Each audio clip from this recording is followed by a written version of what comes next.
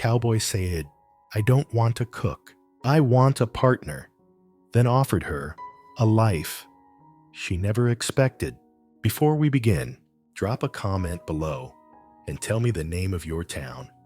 Where are you watching from tonight? And when the story's over, don't forget to rate it from 0 to 10. Now, sit back, relax, and enjoy.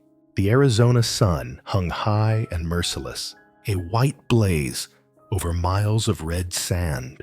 Elijah Vance stood beside a broken wagon, the wind snapping her skirt against her legs. 2 children huddled in a sliver of shade. Her husband had vanished 2 days earlier, taking the horse. And the last drop of water. Through the heat haze, the sound of hoofbeats came slow and steady, not rushed, not urgent. A cowboy appeared on the ridge, his chestnut horse picking its way down the slope with deliberate care.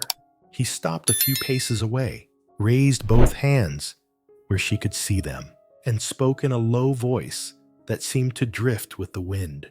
"I'm not looking for a cook," he said. "I'm looking for a partner."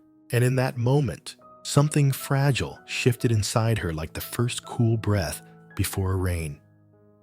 "You're not yet sure will come."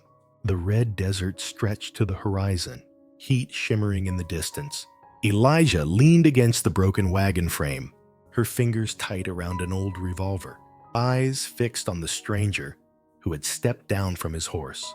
Her children, Samuel and Susanna, crouched beneath a torn canvas flap, peeking out with a mix of fear and curiosity. Celis worked the name he offered softly, as if not to break the brittle air between them, knelt beside the wagon's wheel.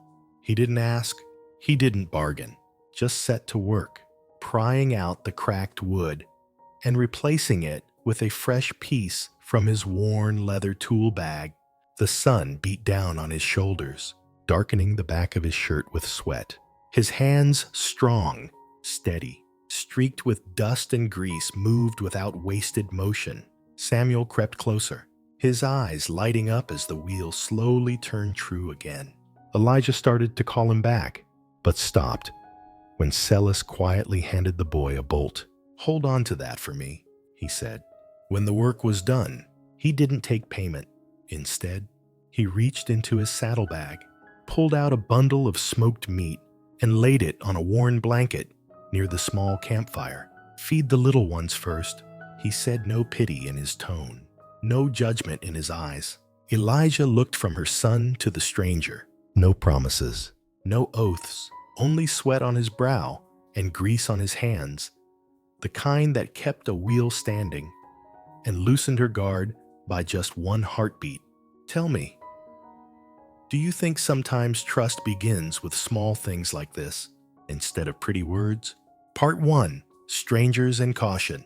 Night came down fast, like the brim of a wide hat pulled low over the desert's tired eyes. The wind had changed its tune. Gone was the dry rasp of daylight, replaced by a cool edge carrying the scent of dust, wild grass, and a faint trace of rust from the wagon wheel he'd just pinned back into place. Celis built the fire with a few dry mesquite branches. The flames rose small and steady, as if they understood that tonight, inside their circle of light, there were 2 children who needed to sleep easy, and a woman who needed to set her gun down without feeling she'd given up her strength. Elijah pulled the old tarp lower over Samuel and Susanna. She didn't speak, just brushed the sweaty hair from her forehead with the back of her hand. Her pistol lay at her hip, not hidden, not pointed at anyone just there, like a truth she had no intention of softening. Celis handed Samuel a worn wool blanket, then wrapped Susanna in his heavy coat. When he came closer, Elijah paused. Firelight climbed the planes of his face, catching the stern cut of his cheekbones, the dark steadiness in his eyes. "The fire'll die quick if you stack it too high," he said softly, as though afraid to wake something fragile in the dark. "I keep it low, so the smoke won't make the little ones cough." She gave a small nod. She didn't invite him closer, didn't send him away, Silence settled between them, thick as the afternoon sand underfoot. Then he laid his knife down near the fire. The handle turned toward her. He slid the cartridge belt from his shoulder, unbuckled the gun from his hip, and set them beside his boots. The quiet language of a man saying, "Here, no one needs to prove who's stronger." Above them, the sky opened wide and deep. Stars rose into the thin smoke drifting upward. The wind whispered through creosote brush. Somewhere far off, a coyote called its voice rounded and whole, a reminder that the desert was still wild, but not empty. Samuel shifted in his sleep, murmuring something Elijah couldn't quite catch, then settled again. She sat back against the freshly braced wheel, fingers locked together, eyes tracking every movement Celis made. He didn't hold her gaze long. He worked like a man familiar with darkness, poking the fire now and then, steadying the pot on its stones. From his saddlebag, he took cornmeal, a pinch of salt, and a strip of smoked venison. Elijah meant to say she wasn't hungry, but her stomach gave her away with a quiet growl. "I'll make some thick porridge in case they wake in the night," he said, "and, if you want, I've got coffee." She hesitated. Coffee was a luxury, a thing men used to buy themselves a seat and a story, then a reason to stay. But he didn't push a cup toward her, didn't hover.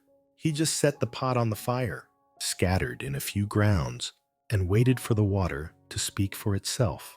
The bitter scent rose into the cool air, like an invitation that asked nothing in return.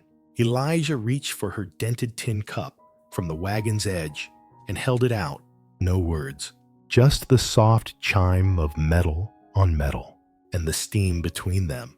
"I'm not asking why your husband left," Celis said at last. "Some questions are for the wind alone." Her mouth curved, not quite a smile, not mocking, more like a knot loosening in a rope pulled too tight. She sipped, letting the heat drive out the chill in her bones. Across the fire, the coffee foam darkened and stilled, like dust after a storm. "Where'd you learn to talk like that?" she asked, still watching the flames. "Don't sound like a card player." "No," he said. "I learned it from silence, from long roads, with just me and the horse. You talk too loud out there. You'll wake up the nightmares." For the first time that night, she looked at him. Really looked something in the way. He sat knees easy, back straight, taking no more space than needed. Reminded her of cottonwood trees along a river, standing firm, needing no excuse to stay. Hours passed to the sound of the fire's quiet crackle. Samuel woke halfway through the night, shivering, his cry no louder than a sigh. Elijah bent over him, whispering nonsense words only a mother could invent. Celis stood, took a soft scrap of cloth from his saddlebag, dipped it in warm water, and handed it to her for the boy's forehead. Susanna stirred in her blanket, her small hand reaching instinctively for her mother's cheek before drifting back to sleep. No one said thank you. No one praised the other for doing right. Out here, such words were thin as smoke. What mattered was a hand in the right place. A breath evening out. "You got family in Prescott?" Elijah asked once Samuel had settled. "Had a brother," Celis answered. "Eyes on the far edge of the dark. We ran cattle along the Mogolon Rim. One night, they claimed he'd been cheating. A bullet found him before an apology did. I packed up, took my horse, and left. Since then, every place I stay, I pitch a single post. Never build walls." "And your mother?" she asked, her voice quieter now, as if careful not to wake her own memories. "She was half northern tribe," he said gently. "Told me, don't cling to the land, listen to it. And first time I listened, the land said, keep moving. The next time, it said, enough. And tonight, what's it telling you?" Elijah's voice was almost lost to the wind. "It says, keep the fire low so the little ones don't cough. It says, keep my distance so you can breathe. It says, turn my knife handle toward you. So you know, I'm not here to win. Elijah lowered her gaze. His caution didn't feel like fear. It felt like a man who'd learned not to push a spooked horse into deep water. For the first time in days, her shoulders sank. A cold gust swept through camp. Sola Rose banked the fire with ash to keep the coals alive. His shadow stretched long over the sand, cutting through the trembling light. Out here, everything spoke without words. The knife set handle first toward her. The coffee pot tilted toward the wagon flap. The soundless tread of his boots like the ground owed him nothing, and he asked nothing from it in return. I was 18 when I married, Elijah murmured, as if only to herself. At first, he talked about goats, about a house with a porch facing the valley. When Susanna came too soon, he started counting the things we didn't have. Then one morning, so hot my skin cracked, he said he was riding out for work. I waited. By nightfall, I understood no one had taught me how to wait just enough. Silas didn't interrupt. He bent to pick up a loose rein from near the fire, coiling it neat and tight. His gaze laid a quiet blanket over her words, warming them, not tying them down. In the day, the desert's so bright, you think you've seen it all. But it's at night you notice the missing pieces, she said, eyes still on the flames. I remember the smell of baby's milk, the burn of scorched cornmeal, the sound of Samuel pretending to be a cavalryman on the sand, the smell of a man. Can't recall much, just the sound of a door closing and never quite shutting. The wind shifted, bringing with it a faint, damp scent from somewhere that still held water. Silas lifted the coffee pot from the coals, poured the last into the sand. The hiss rose like a short prayer. I'll stay till dawn, he said, repeating the bargain she'd given him that afternoon. Then, if you wish, I'll ride the other way. Elijah glanced toward her children. They slept as if someone had been standing guard all along, sleeping as though hoofbeats would never wake them again. She pulled the blanket higher before turning back. I'm not asking for promises, she said, and I don't want anyone asking them of me. If you stay like this, fewer words, more work. If you go light, so the dust doesn't blow into the children's eyes. Something flickered at the corner of his mouth. Not quite a smile. He picked up his gun and belt, set them even farther from where he lay, then unrolled a bedroll. He didn't turn his back to her, and he didn't face her straight on either. He lay on his side, as if guarding an invisible road between the fire and the dark, between her and the desert, between what had been and what might be. Around midnight, the desert cold bit hard enough to turn breath into a pale fog. The stars had gathered close. The fire was no more than a red pulse in the sand. Elijah woke to the sound of a coyote farther out than before, and an answer from low hills beyond. Her hand went to the pistol, thumb brushing the hammer, but she didn't pull it back. She didn't need to. Across the fire, Selah's breathing was steady, deep.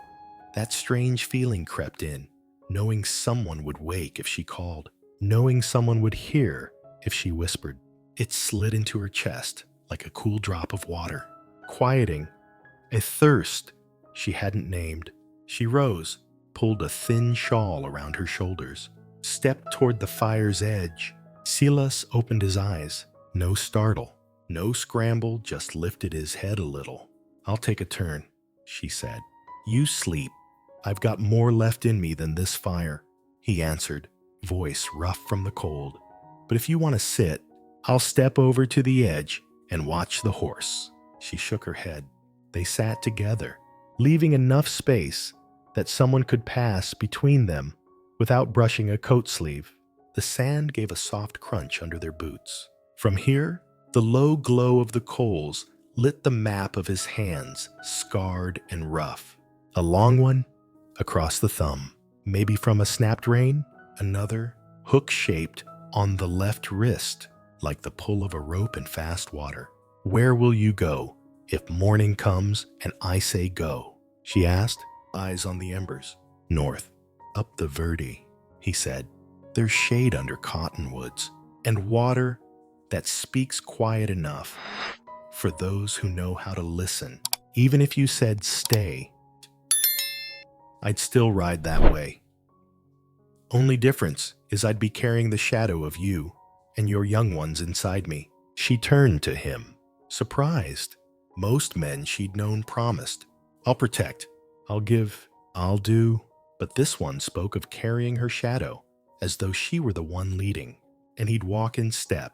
Out here, the rarest things weren't pledges. They were the words, "I see you, I hear you, I'll move at your pace," not as shiny as a vow, but as strong as the rawhide holding a wheel to its axle. "When I was little," she said, "I wanted more books than I could find. My father said words just made a girl dream too much. But I figured, words can teach you to name the quiet. Have you named the quiet tonight?" Silas asked. She looked toward the children under the tarp. "I call it not being left behind." They sat for a long while, like that, no need to touch. But the space between them no longer felt like a canyon, just a narrow path one could cross when ready. Another wind stirred. The coals winked. Sur la Rose pulled a small block of cedar from his saddlebag and set a knife to it. The scent was light and clean, like laundry. On a spring porch, slowly, a curve took shape at first like a bowl, then more like the rim of a cradle. "I don't carve for anyone," he said, answering the question she hadn't asked. "I carve to keep my hands from remembering too much. Funny thing, when it's something for a child, I think less about dying, and your hands stop shaking," she murmured. "Yeah," he said, with the barest nod. By the time the eastern ridge thinned to a soft gray, the coyotes had gone quiet. The chestnut horse chewed its last mouthful of hay. Samuel woke, small body snapping upright like a bent sapling released. He spotted the smoked venison Silas had left at the tarp's edge. No need to ask if it was his. The man's hand was already nudging it a little closer. Elijah stood, stretching the stiffness from her back. The shawl slipped a little off her shoulder. She caught it, then looked at Silas. He set the half-shaped cedar on a flat stone. The knife's handle turned toward her again. A silent arrangement that needed no explanation. "I don't know if I'll say go or stay this morning," she said evenly, as if weighing wood and water. "But I do know this. Last night, I slept. I didn't dream of the sun burning my neck or of footprints walking away alone. First time in days. I slept like someone else was keeping watch." He didn't tilt his chin in pride, didn't speak of what it meant. He just nodded, the kind of nod from someone who knows the strongest things are those you don't rush to name. Then he dusted sand from his trousers and checked the horse's ties. The wagon's wheel, every movement was its own answer. "I'm here at least until you say you've had enough."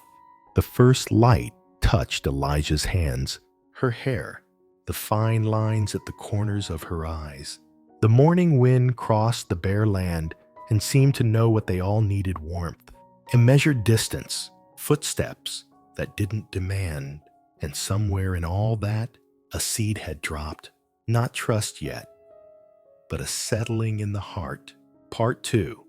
Bonding through the little things. That morning, the Arizona sky was as clear as water freshly poured from a dipper, though the sunlight already burned dry and sharp. The wagon's new wheels rolled slow over the red earth, tracing deep, time-worn ruts left by supply trains years ago. Samuel ran ahead, a branch in his hand, like a sword, slicing at the air. Susanna rested in the sling on her mother's chest, tiny fingers clutching the edge of Elijah's shirt. Silas rode a little off to the rear, neither pressing close nor drifting too far.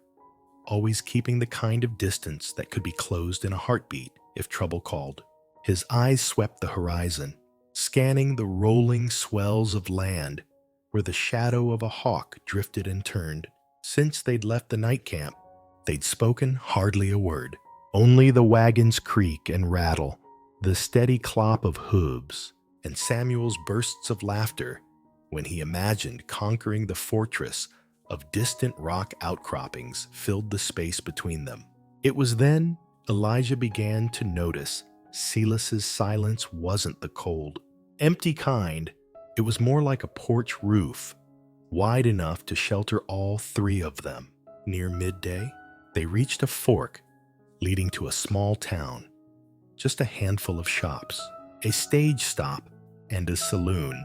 Elijah reined the wagon in. Out here, a town wasn't always a safe place for a woman traveling alone, especially with children in tow. 3 men stood under the saloon's awning, sleeves rolled, hats pulled low. As Elijah slowed the horses, she felt their gaze slide over her like hot wind across stone. One of them smirked, gave a low whistle. Well now. Another widow, looking for a way forward or running from someone. Elijah kept her back straight, said nothing. Samuel stopped, glanced up at her, a frown knitting his small brow. He didn't understand the words, but he could feel something in them that wasn't good. Silas nudged his horse forward, slow and steady, until the chestnut stood square between the wagon and those men.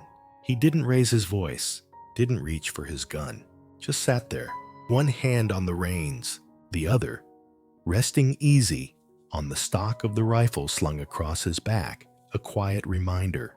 There's a line here. The air under that awning shifted. The smirk faded. The laughter dried up. Boots scraped against the wooden porch. One man cleared his throat, eyes sliding away. Just funnin'. Cowboy. Silas gave a single nod, not breaking eye contact until Elijah clicked to the horses and rolled on. Samuel glanced back to see him still upright in the saddle face calm, not tense, but not letting go either. The boy smiled to himself, the small, sure smile of a child who had just seen something he'd never known before. Someone standing up for him without needing to be asked. Leaving town, the road began to rise, flanked by yucca brush and cactus. By mid-morning, Silas signaled a stop beneath an old cottonwood. He tied off his horse, then stepped over to help Elijah haul a water barrel up from the stream. She was used to doing it herself, but he didn't take over, just held one end so she could keep her footing at the other.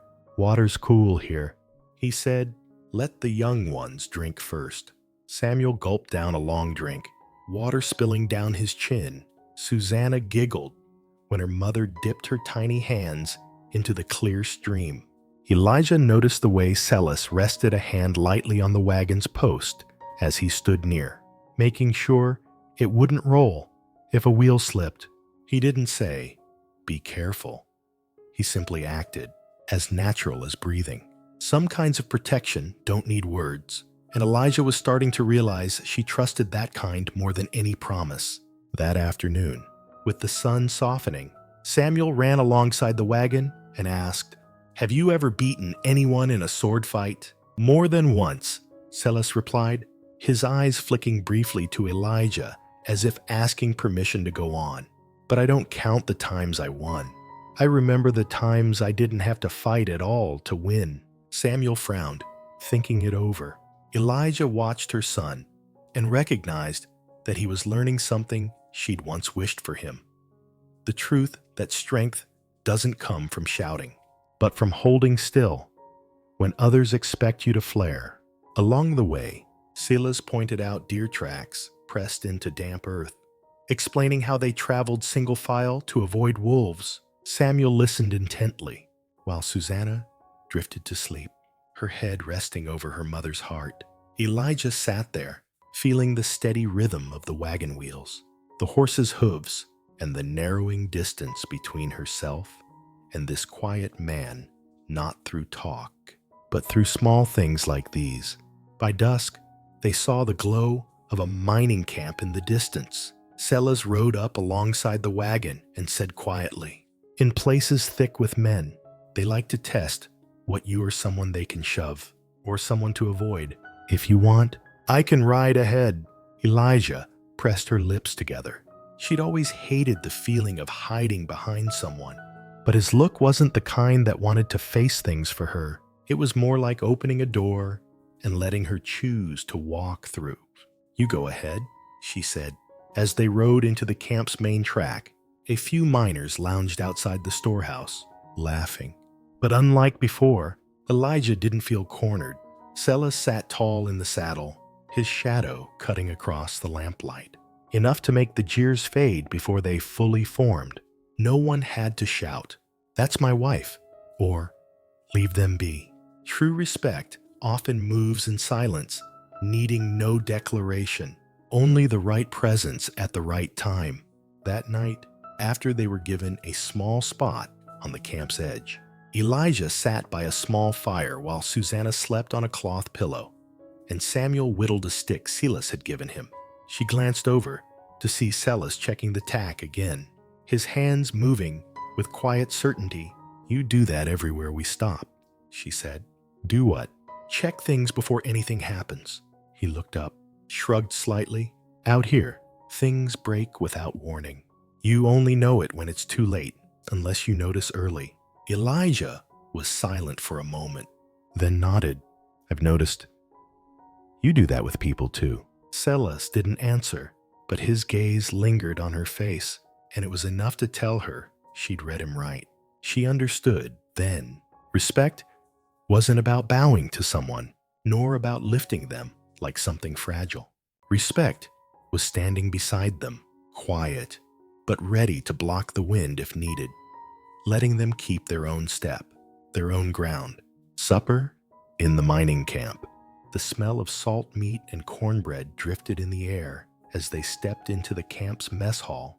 Dusty-shirted miners ate at long tables, glancing up at Elijah and the children. Some looks were merely curious. Others carried a measuring weight. Elijah knew that look.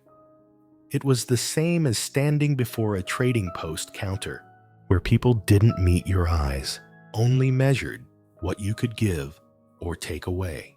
She set Susanna in a wooden chair, Samuel beside her, his eyes darting around like he was mapping the room. Silas pulled a chair to the edge of the table, turning his back to the door, not to shut it out, but to keep everything in sight. He didn't scan the room, but everyone could see the way his position gave him a full view. When a man at the next table muttered, "Not easy finding a place for women out here, especially women with baggage," Silas set down his spoon, lifted his head. "Yeah, I know, but it's not easy finding someone who can keep her back straight all day without asking anyone to hold her shadow."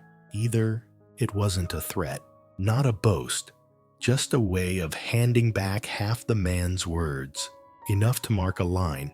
The room went quiet for a few beats. Then the scrape of knives and forks resumed.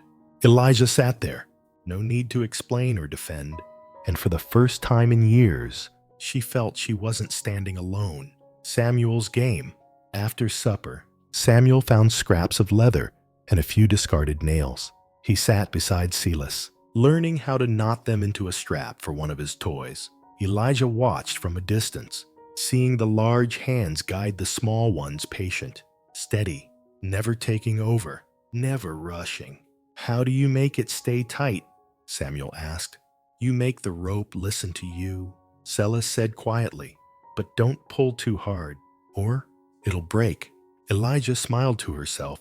She knew he wasn't just talking about the rope. Second night watch. On their second night at the camp, Silas offered to take the watch so Elijah could sleep. But when she woke in the dark, he was still there, back against the post, eyes scanning the shadows between the shacks. "I thought you said you'd wake me when it was my turn," she murmured. "I didn't want to wake someone who was sleeping easy." The words stayed with her. Sleeping easy. Such a simple thing. Yet she'd forgotten she'd ever had it. The morning departure. By morning, they were ready. to move on toward the main mine. Samuel circled the wagon, Susanna's sunbonnet tied snug under her chin. As Elijah secured the tarp, a man stepped from one of the shacks and called, half joking, half serious, "Careful, ma'am. Most places you're headed, women don't last long." Before Elijah could speak, Celis took one step forward, standing even with her. He didn't turn his head, but his voice was clear and firm. "Then they haven't met the right one yet." He didn't say, "I'll protect you," or "Don't touch her." He simply placed himself on equal ground, making it clear that any comment about her had to pass through him first. Elijah tightened her grip on the reins. She didn't look at him, but the corner of her mouth trembled, not from fear, but from realizing she'd just been treated as an equal, not a fragile thing to be hidden away. By late afternoon, golden light spilled over the dirt road into the valley where the main camp lay. Samuel dozed in the wagon. Susanna played with a handful of dry beans. Elijah and Celis rode side by side. "This morning in town," she said, "you didn't have to say anything." But they stopped staring. "I don't need them looking at me. I just need them to understand." "Understand what?" "That no one decides for you but you." Elijah swallowed. She couldn't remember the last time anyone had said that to her. Maybe no one ever had. They rode on. The wheels clattered. The horses kept an easy pace. The sky was turning violet, and in that quiet, she realized something. Connection doesn't always come from declarations or grand gestures. Sometimes it comes from someone simply standing in the right place at the right time so you can walk the rest of the way on your own. Have you ever felt that? When someone never promises to protect you, but somehow their presence makes the world feel less sharp. If you have, tell me about it in the comments. Stories like that deserve to be remembered as long as the roads we once walked beside someone, even if only for a short stretch. Part 3. The Promise to Stay. The first fire at the mining camp. The night wind in the mining camp wasn't like the desert's. It carried the scent of ore, burning coal, and that faint metallic tang that sat in the back of your throat. Far off, the clang of hammer on steel echoed like the heartbeat of the whole camp. But on the camp's edge, where Elijah's wagon had been placed near the blacksmith's row of tents, things were quieter. Celis built a fire on the dry ground, feeding it with pine and a few eucalyptus branches he'd traded for earlier in the day. The flames painted his face in flickers of gold, enough to show features that weren't soft, but steady like a beam, meant to hold through storms. Elijah held Susanna on her lap, settling her on a makeshift wooden chair. Samuel crawled into his blanket, peeking out with wide eyes. No one spoke of tomorrow. In this country, tomorrow was a luxury. Only fools made plans too far ahead. From beneath the wagon, Celis pulled out a cedar block the length of his forearm, its warm scent threading through the smells of coal and metal. He set it across his knees and drew the carving knife from the sheath at his side. Elijah frowned slightly. "Where'd you get that?" "Swapped for it from the sawmill man this morning. Some rough boards they were throwing out. I asked for one clean piece." He said nothing more, but his hands began to move. The small blade slid slow across the grain, stripping away the rough outer skin to reveal the pale, smooth heartwood beneath. The steady scrape of knife on wood was like the breathing of someone deeply asleep. "What are you making?" Elijah asked, eyes fixed on each thin curl falling away. "A cradle." "For who?" "For the baby, if there is one, or for whoever needs it." The answer sent a faint tremor into the space between them. Elijah pressed her lips together. In her life, no one had ever prepared something for her before she asked. Out here, folks gave only when they saw profit or when they meant to bind you. But him, he worked without demanding the name of the one who'd use it. And if there's no baby, then it'll still be a place for someone to rest. I'm not building it for certainty. I'm building it to be ready. Samuel propped his chin on his blanket. Watching, he didn't understand the whole exchange, but he knew this was the kind of thing that took time, and that no one gave this kind of time to someone about to leave. Can I help? Mister, you can, but you've got to hold the knife steady and only shave while I hold the wood. Salas wrapped the boy's small hand with his own, guiding a short, safe stroke. Elijah watched his broad fingers cover Samuel's, an image both foreign and oddly reassuring. The wind shifted, carrying smoke toward the far work tents. Here, they sat in a small circle. Elijah with Susanna, Samuel at her side, and Celis bent over the cedar. No one broke the quiet, but it was a full quiet, like a valley soil heavy with rain, ready for the seed. Elijah realized that sometimes a promise to stay didn't live in the words, "I'll be here," but in every slow, certain cut of the blade into wood, patient and unhurried. When Susanna finally slept, Elijah tucked the blanket around her and looked over. "How long have you been making things like that?" "Since I was with my brother. We built chests for things worth keeping, not for their price, but for the memories." He paused before adding, "I want this, if it's finished, to hold memories, too, not necessarily mine." She didn't ask what memories he meant. Some things you keep untouched until the owner is ready to pass them on. When the fire burned low, Silas wrapped the cedar piece in cloth and set it under the wagon, not to hide it, but to guard it from dust and the damp. Elijah remembered how, the first night, he'd placed the knife handle toward her, a gesture from the same place, putting a thing where it was safest, not where it was most visible. Before turning in, she asked quietly, "You making that because you think you'll stay?" He met her eyes. "I'm making it because I want to stay. But if you tell me to go, I'll go." It wasn't a plea, and it wasn't a dare, just truth. She didn't answer right away. She lay down beside Samuel and Susanna. But all night, the memory of that steady carving stayed with her. The sound like a second heartbeat, not her own, yet keeping pace with hers. Morning, in the mining camp, had its own blend of scents.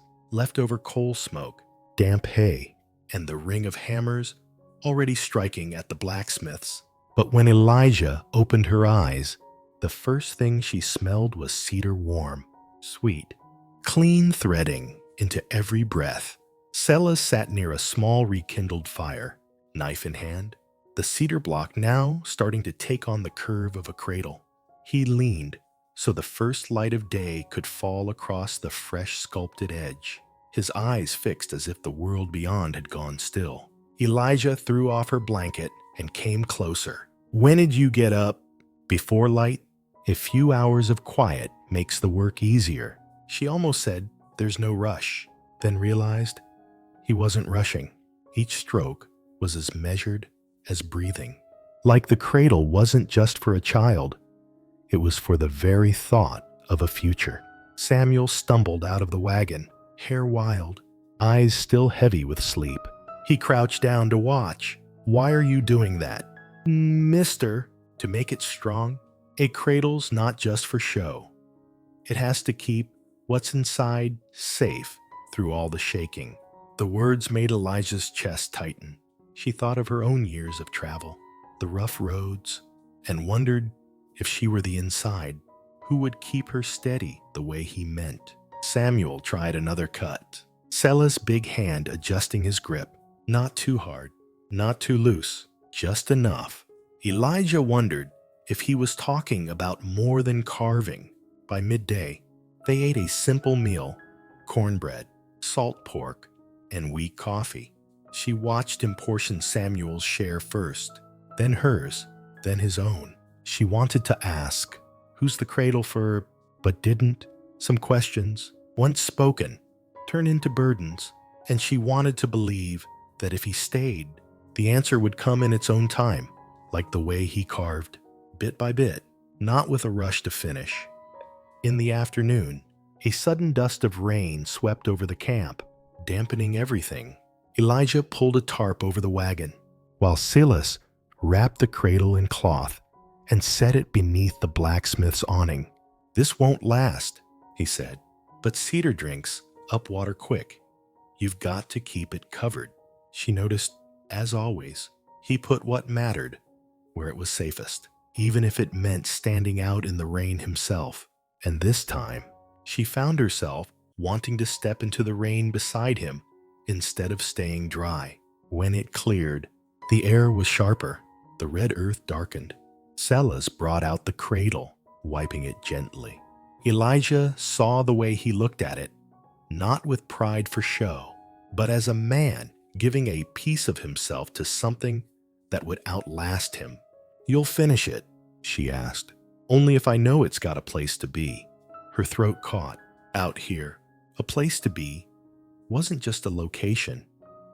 It was someone's heart. That night, when the children were asleep, Elijah sat by the fire, running her fingertips over the smooth, unfinished wood. Silas sat across from her, firelight deepening the lines of his face.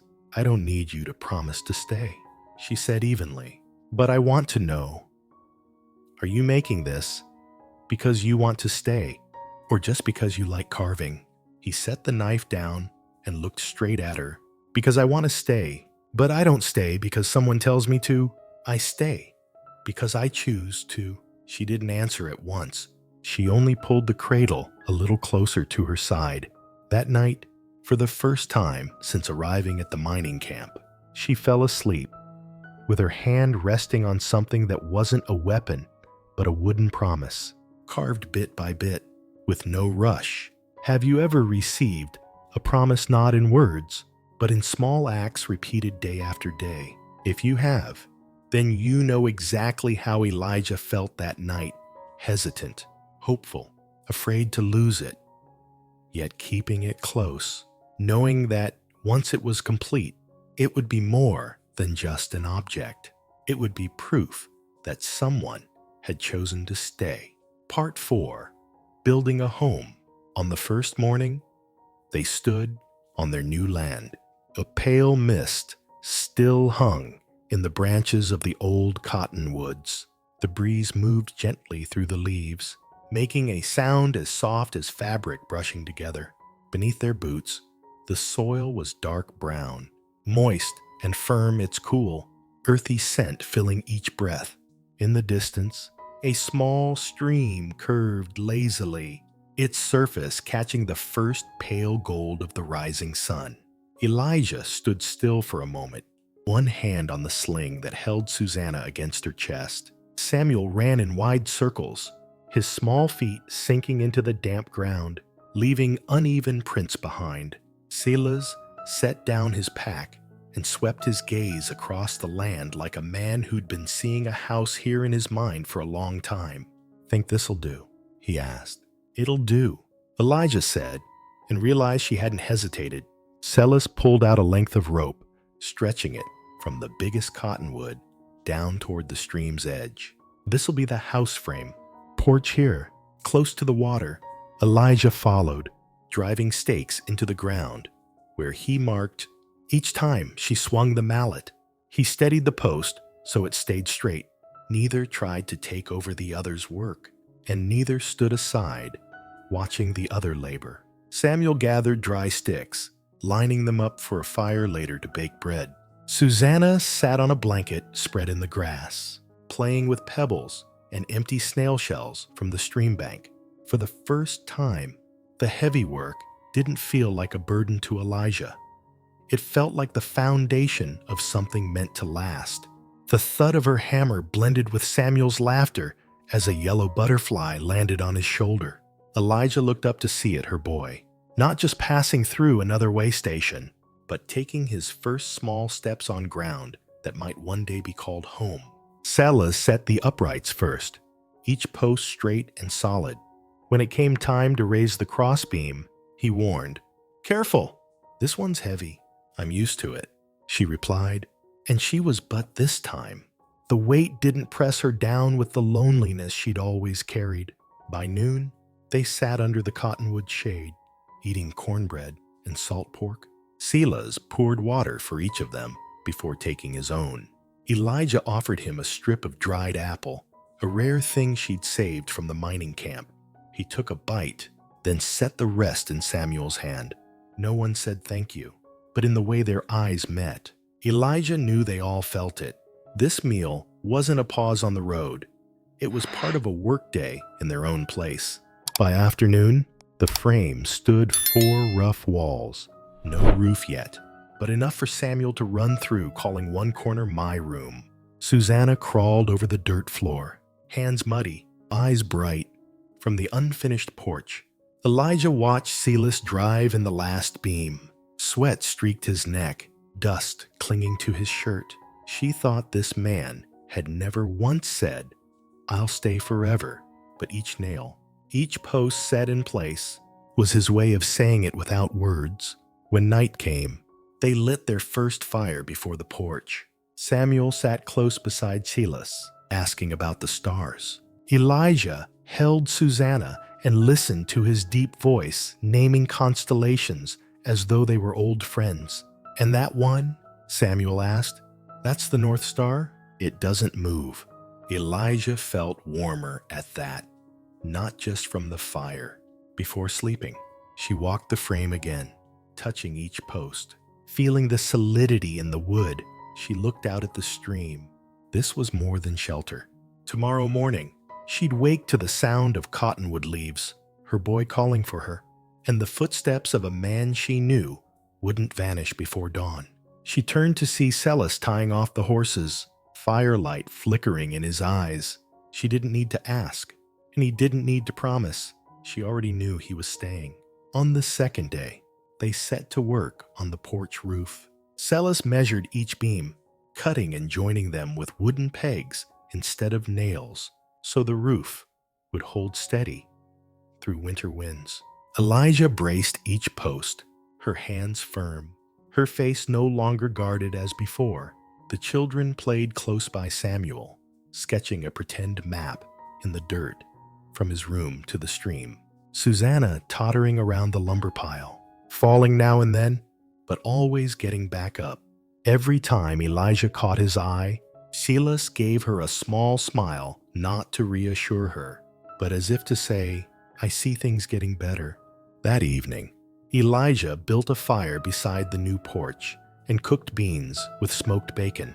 The scent drifted through the air, mingling with the smell of fresh-cut wood, a smell she realized she'd never known before, the smell of belonging somewhere. Silas came back from the tree line carrying straight boards for the floor. He set them down, rinsed his hands in the stream bucket, and took the bowl she handed him. "When will you call it finished?" she asked. "When you call it home," without thinking first. He said, "On the third day." They cut an opening in the wall facing the stream for light in the kitchen. Silas explained.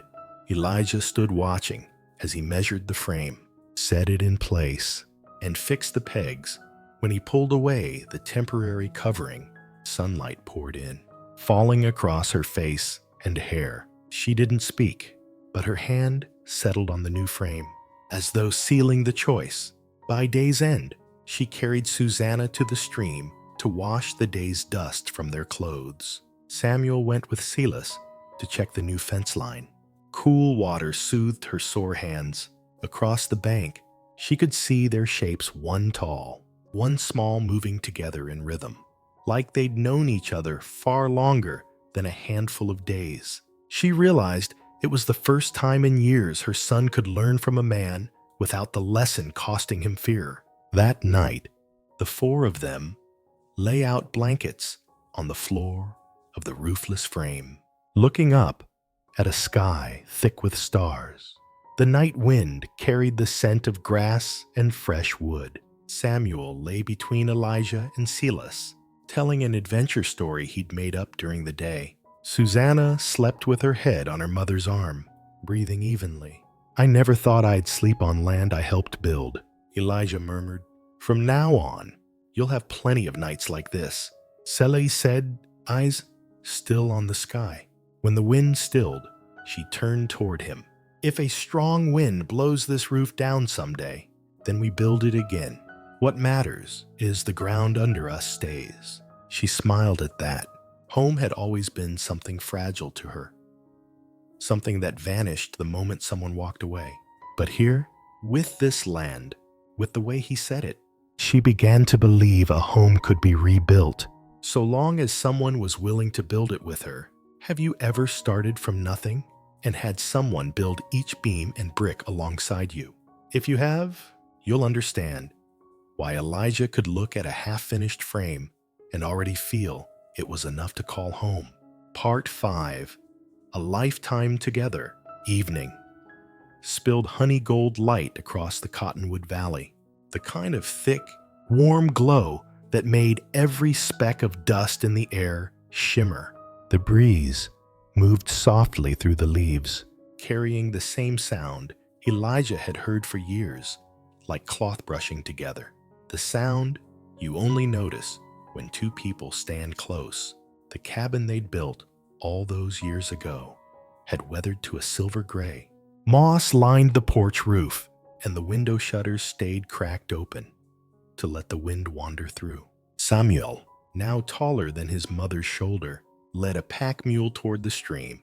Susanna, her hair long as water, sat on the porch steps, weaving cord from dried flax. Elijah stood at the doorway, hands still dusted with bread flour, watching Celis in the distance, a man carrying a heavy armload of firewood, walking with the same steady, tireless gait he always had. After all these years, he still set the wood down at the porch and brushed the dust from his hands before touching anything inside. She'd once asked why, "So I don't carry the road's dirt into our resting place," he'd said, and she understood. He meant more than just dust. This house didn't need the weariness or wounds from outside. Here, they kept things clean, not because nothing ever got dirty, but because both of them were willing to wash it away before crossing the threshold. They gathered at the old wooden table under the porch roof.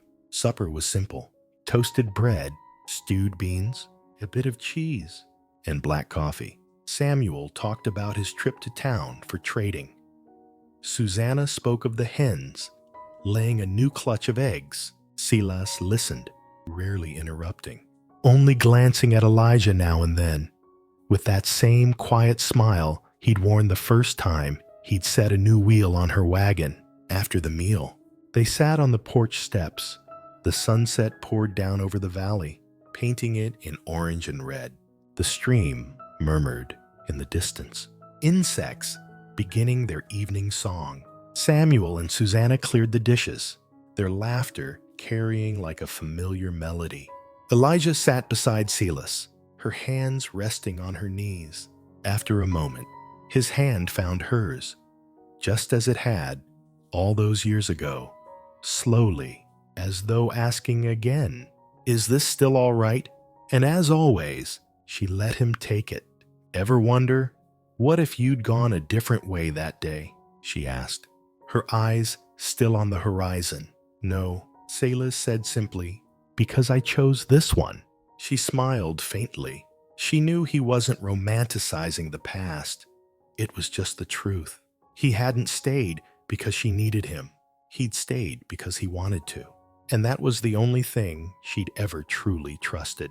His hands now bore new scars, his nails worn from years of wood, rinds, and soil.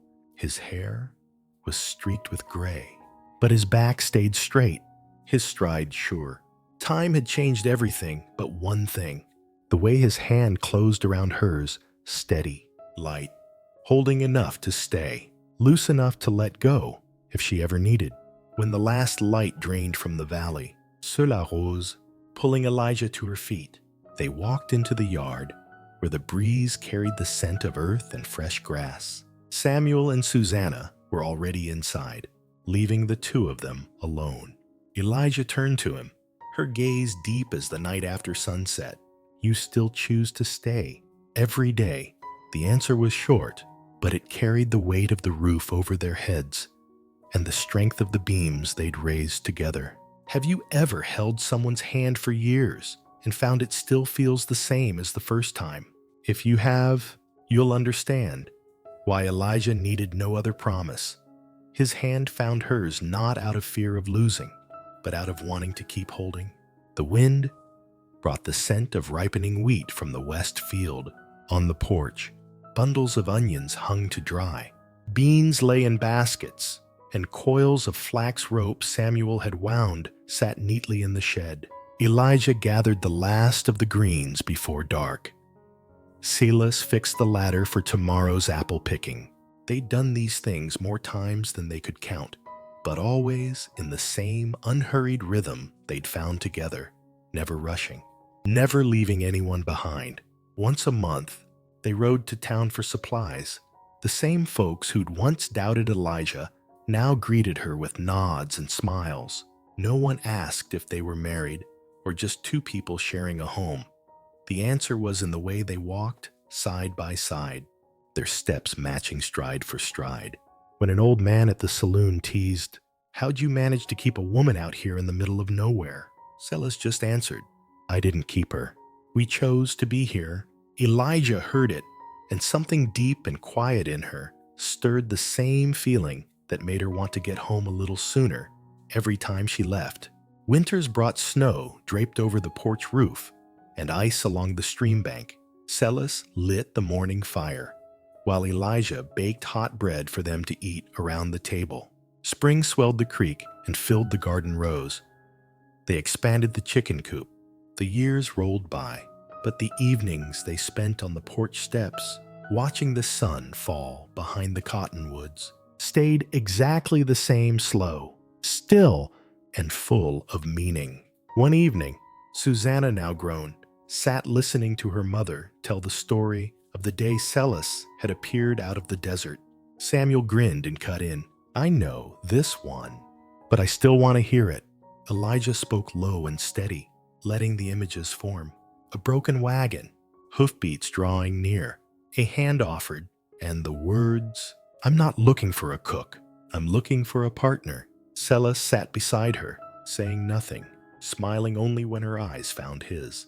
That afternoon, the breeze stirred yellow cottonwood leaves down into the yard. Elijah and Silas sat shoulder to shoulder, looking out across the valley without a word. His hand found hers again, squeezing gently, just as he had for years. She turned, her eyes warm with a depth words couldn't carry. "I never thought I'd have a place like this," she said softly. "Neither did I," he replied, voice low and certain. "But we chose it." They didn't need anniversaries or celebrations. Each morning, when sunlight streamed through the window and the smell of coffee drifted through the house, they chose each other again. And all those choices, one after another, had become a life. Dusk settled, the last light falling in broken patches through the cottonwoods onto the weathered porch. In the yard, Samuel closed the chicken coop, and Susanna laughed as she gathered fallen leaves. Elijah stood in the doorway, wiping the flour from her apron, looking toward the tree line. Silas stepped from the woods, a bundle of firewood on his shoulder. He set it down by the porch, brushed the dust from his hands, and came to stand beside her. Neither spoke. They simply stood there, as they had through so many seasons of sun and wind. His hand found hers not tight, not lingering just enough to say, "Today, I still choose you." Elijah looked over, her gaze holding all the hard years and quiet evenings they'd shared. She gave a small nod, a gesture that held every answer. The evening breeze carried the scent of fresh-cut wood from Samuel's shop, the cluck of hens settling in, and the smell of bread from the kitchen. It was the scent of a home built by hand and kept by heart. Happiness hadn't come from someone rescuing her, but from the man who chose to stay. Day after day, tell us, what did this story stir in you? Share your thoughts in the comments and rate it from 0 to 10. And if you want more stories like this one, subscribe and ring that bell. so you never miss a ride. And if you've ever chosen silence instead of revenge, type Psuwe. I understand Celis.